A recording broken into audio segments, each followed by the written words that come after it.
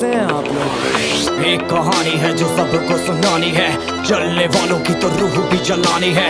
एक कहानी है जो सबको सुनानी है, इनकी भूख भी तो मैंने ही मिटानी है। इनको क्या पता मैंने करी कितनी मेहनत, सारी बातों से था मैं पूरा सहमत। सारी जिंदगी इन्होंने मुझको रुलाया, इनको भी तो मिला था जो मैंने कमाया।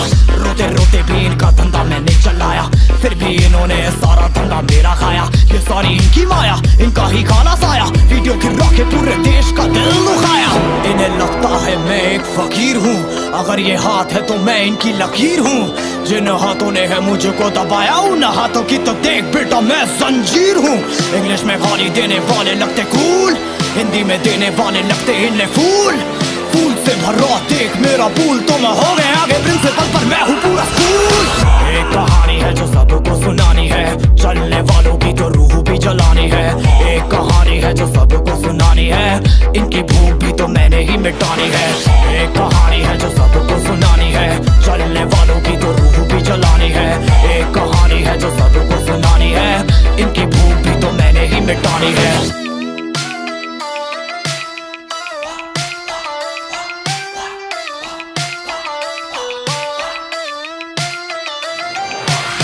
असली दुनिया में क्यों इनको जीना नहीं, विक्टिम कार्ड प्ले करके खून पीना सही।